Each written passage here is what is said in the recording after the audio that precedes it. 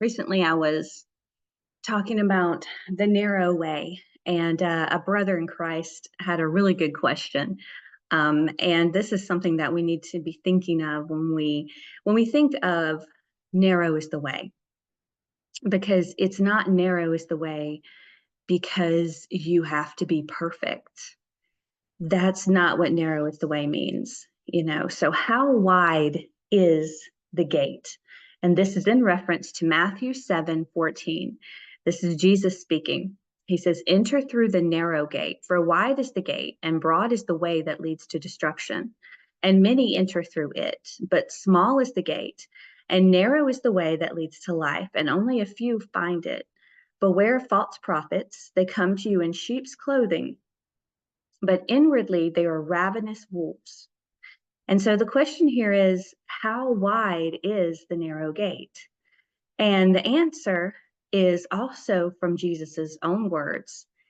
It's the width of a man, Jesus. He is the gate. And so it's not about it's narrow because you have to meet a certain criteria. It's narrow because there's only one way. There are many ways that lead to destruction. There are many false religious systems. There are many false ideologies. There are many false gods and false prophets that will lead you to destruction. But there's only one way to God, and that's through his son, Jesus. So how wide is the gate? It's the width of a man, Jesus. And so these are Jesus's own words about this, John 10:9. I am the gate. If anyone enters through me, he will be saved. He will come in and go out and find pasture. And then John 14:6. I am the way, the truth, and the life. No one comes to the Father except through me. And so there are lots of new age and belief systems out there that like to say that always, I repeated this myself once when I was young and in rebellion against God, that there are many ways, always lead to the same God.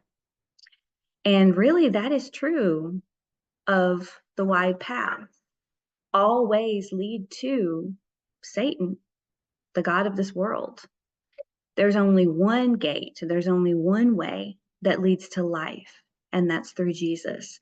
So I pray that you have that way, that you turn against false belief systems that tell you it's about earning it, that tells you it's about what you do, that it's on you. It is fully in the finished work of Jesus. And when you trust on him, then you will be changed because he changes you. And you want to live for him because you love him, not because you're trying to earn and be good enough for anything.